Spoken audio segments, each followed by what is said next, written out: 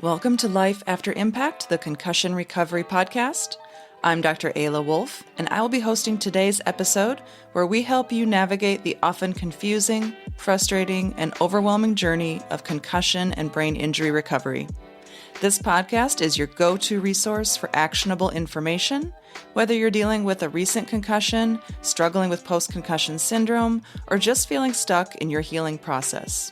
In each episode, we dive deep into the symptoms, testing, treatments, and neurological insights that can help you move forward with clarity and confidence. We bring you leading experts in the world of brain health, functional neurology, and rehabilitation to share their wisdom and strategies. So if you're feeling lost, hopeless, or like no one understands what you're going through, know that you are not alone. This podcast can be your guide and partner in recovery, helping you build a better life after impact.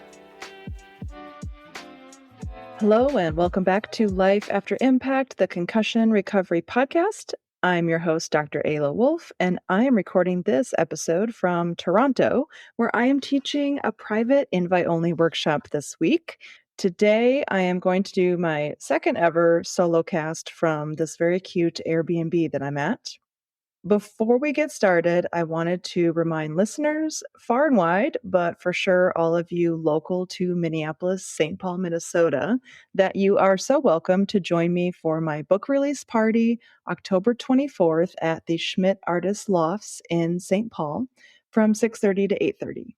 Please RSVP to lifeafterimpact@gmail.com so we can plan accordingly regarding our gut and brain friendly catering here. Okay, let's get to our topic at hand. When you think of concussion symptoms, the first things that come to mind are often headaches, nausea, dizziness, maybe brain fog, confusion. But the truth is, concussions can impact the body in ways you might never expect. And this is what we are going to talk about today. I want to walk you through one particular issue that can happen as a result of a concussion that often flies under the radar, in the sense that a person may not even realize that this thing they're dealing with is a downstream effect of an injured brain. And my goal is to help you connect the dots between seemingly random struggles and what may actually be a deeper neurological root cause. So, if you've been dealing with digestive symptoms, this episode is for you. And in the future, we might also tackle some other issues kind of in this same vein, things that people often deal with that they might not even realize is from their concussion. But today, we're focusing on digestion. So, one of the most common but least recognized effects of concussion is digestive dysfunction. Many people after a concussion can develop new food sensitivities, irritable bowel type symptoms, bloating after meals, and other types of digestive symptoms. And it's not just a coincidence. Here's why. We're going to break this down. Your brain and your gut are in constant communication through the vagus nerve, which is a parasympathetic nerve. And 80% of the information from that vagus nerve goes from your gut to the brain.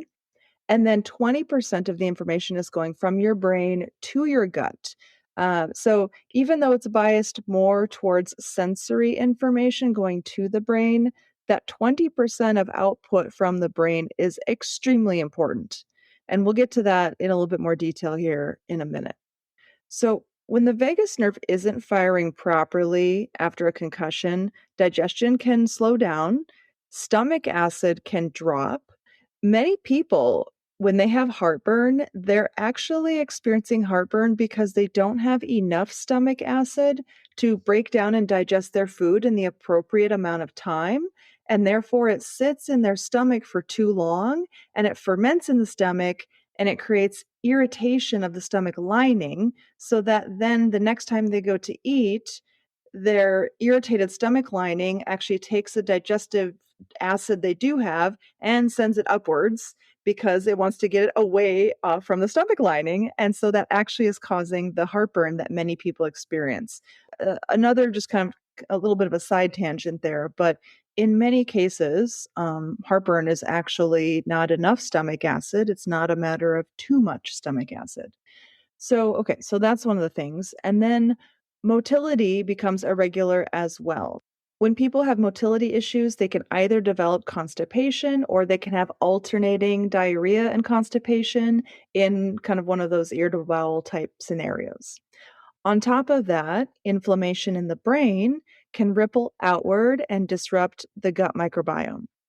You heard me right. Inflammation in the brain has downstream consequences that affect the gut health. So let's get into that a little bit in more detail here. One of the ways that this can happen is through vagal nerve dysfunction. The vagus nerve is the main superhighway between the brain and the gut microbiome. So that's really important. We often talk about the gut brain axis, but what we really need to be including in that equation is the gut microbiome. So more appropriately, we should say the gut microbiome, gut brain axis. And after a concussion, brain inflammation can impair vagal signaling. Remember that 20% of motor output leaving the brain going down to the body through that vagus nerve. So that particular pathway can be impacted. This reduced vagal tone means slower gut motility, leading to things like constipation, bloating, and weaker regulation of stomach acid and the release of digestive enzymes. And a sluggish gut environment that then allows certain bacteria to overgrow while beneficial microbes decline. So that's one way. The next way, which is still very much intertwined with the first way, is through, we would just say, some autonomic nervous system imbalance. So concussions often trigger dysautonomia to some degree, whether that is mild, moderate, or severe. And so when sympathetic activity dominates, what we often refer to as fight or flight, and parasympathetic activity is reduced, the outcome of that is that blood flow to the gut decreases, motility slows down, and digestive secretions decline. And this can starve the microbiome of nutrients and oxygen and promote dysbiosis, which is just a fancy way of saying an imbalanced microbial community in the gut. The third way that brain inflammation can impact the gut is because of systemic inflammatory signaling. So, neuroinflammation doesn't necessarily stay locked inside the skull. Cytokines, which we can just maybe describe them as inflammatory messengers, when they are produced in the brain, they can still enter your circulation and influence immune cells in the gut. And these circulating cytokines increase gut permeability, or what we like to call a leaky gut. And this further alters the microbiome and it creates a feedback loop for more inflammation. Number 4, we have blood brain barrier and gut barrier crosstalk. So the endothelial cells that line the gut and the cells that line the blood brain barrier, they behave in very similar ways. And concussions can temporarily cause increased permeability of the blood brain barrier, and this is normal if it lasts for like a week or two after a concussion, but sometimes this doesn't resolve quickly and it becomes more of a long-term systemic problem, causing systemic inflammation that weakens the gut barrier as well. So, when both barriers are leaky, immune cells and microbial products, lipopolysaccharide is one of them, they can cross into circulation and go to places where they don't belong and cause more inflammation. And so, this creates a compounded problem where brain inflammation worsens gut dysbiosis, and gut dysbiosis then sends more inflammatory signals back to the brain in this very vicious loop that we don't want to have happen. And then lastly, this is compounded by stress hormones and sleep disruption. So, concussion related stress, physical pain, say from headaches and neck pain or other injuries that aren't healing, and poor sleep all elevate cortisol. And high cortisol levels actually thin the gut lining, suppress good bacteria, and encourage the overgrowth of opportunistic species that we don't want to have overgrowing in the gut. So, over time, this shifts the microbiome away from a diverse, resilient state towards one that actually perpetuates inflammation. So, these are all the reasons why you may suddenly start reacting to foods that you never had an issue with before the concussion. And this can also kind of come on gradually in the sense that you might not necessarily be aware of this within the first couple of weeks after a concussion, but possibly within 6 months to a year, this problem with food sensitivities and digestive issues might actually become more problematic over time. So that's one of the reasons why this is kind of a sneaky issue that people often don't trace back to a concussion, is because it might actually take a little while to really fully develop into a full-blown issue. So, if you're suddenly reacting to foods like dairy, gluten, or histamine rich foods, it may not just be your stomach, it could actually be your brain struggling to regulate digestion. And the longer this goes unchecked, then the more gut dysbiosis it can create over time.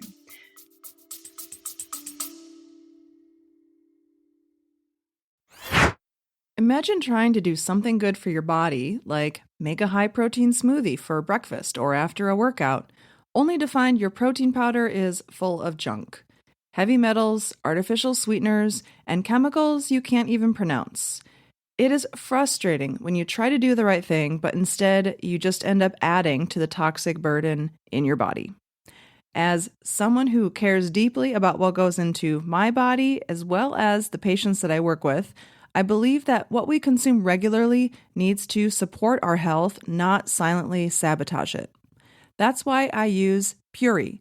Their protein powder is made from clean, high quality ingredients, and it's third party tested for heavy metals and contaminants because they don't just say it's pure, they actually prove it. You can find collagen peptides, whey protein, and plant based options on their website. Check them out at puri.com. That's PUORI.com, and use the code LIFEAFTERIMPACT for a 20% discount on your first order.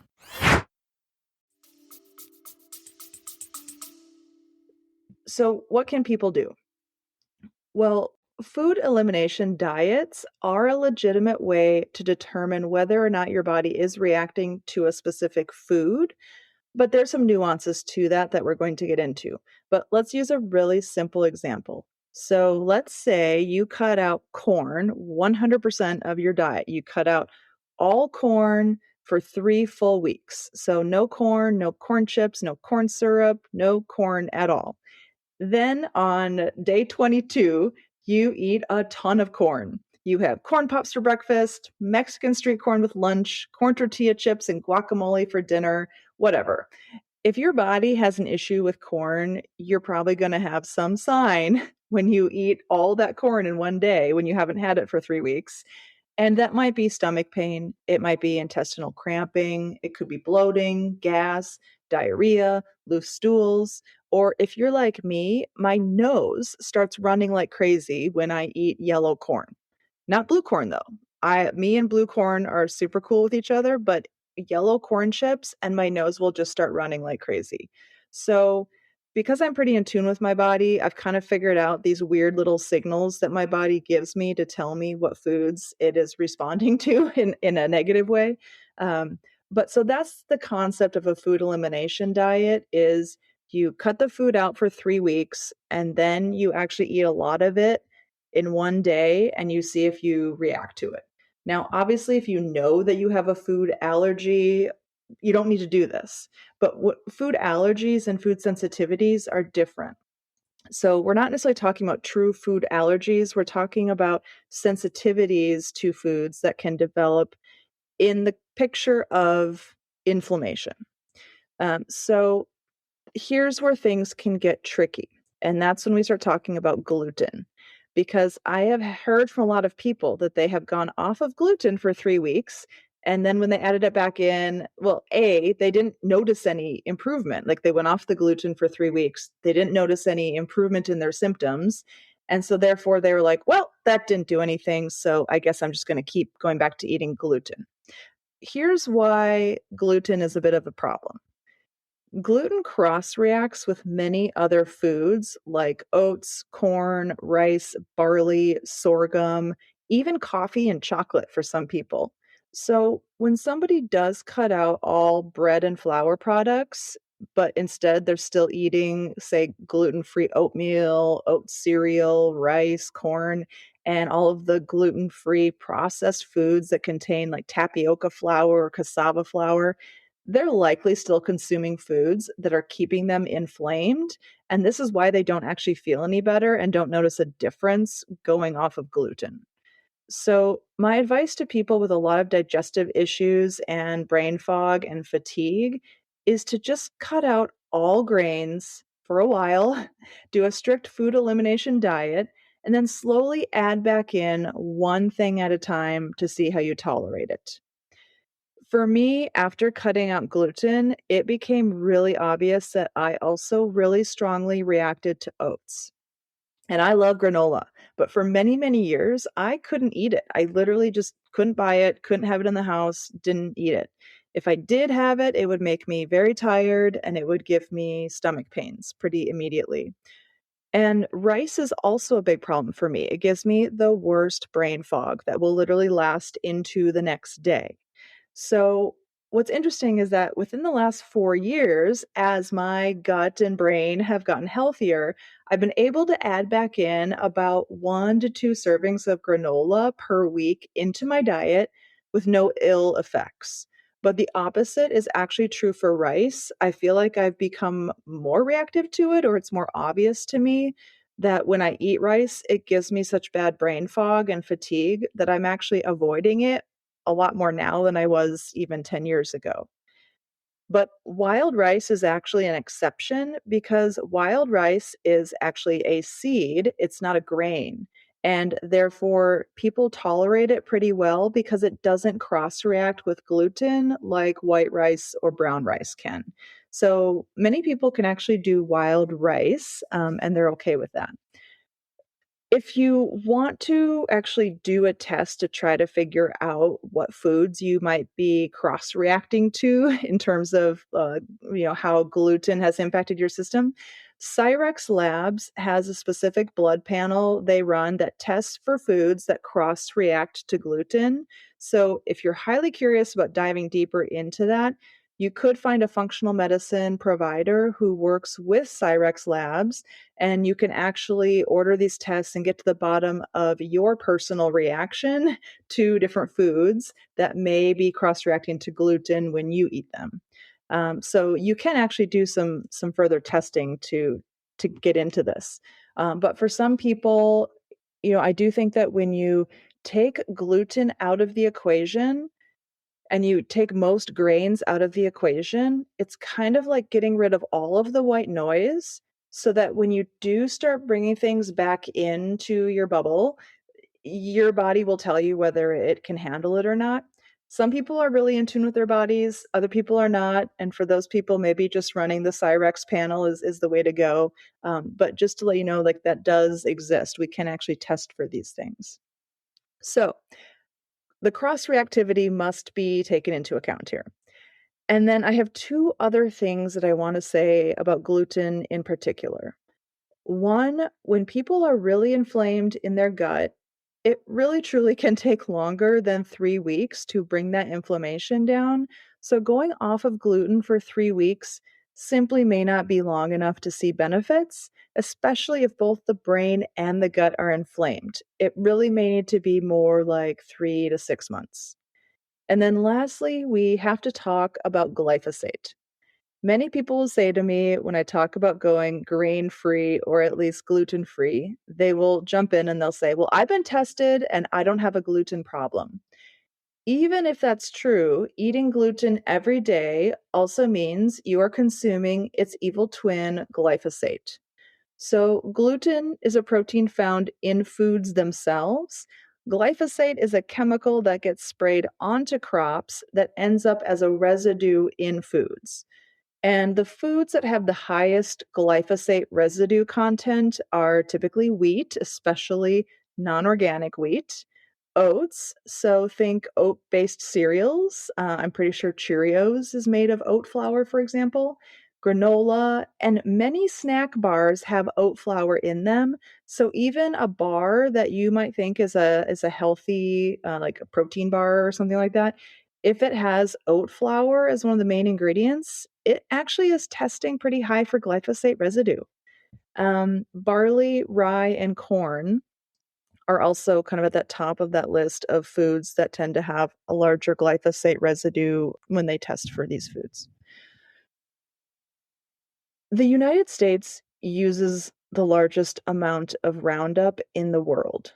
And as glyphosate residues continue to increase in our food supply because of our use of Roundup, the US government has continued to raise the allowable amount of glyphosate in our food supply.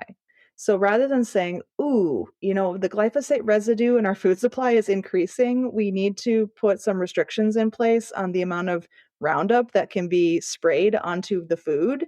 Instead of doing that, they're basically just saying, well, let's just say that this is now okay, that the amount of glyphosate residue in our cereal is much higher than it used to be. So that's really the truth of what is happening.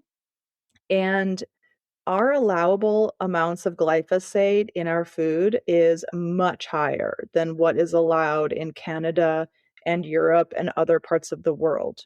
So many people who are gluten free in the US, I hear this all the time. They go to Europe and they say, I can eat the bread here. I'm totally fine. And it's likely that it's not just because of, say, the type of flour, maybe they're using some heirloom flour, maybe they're not.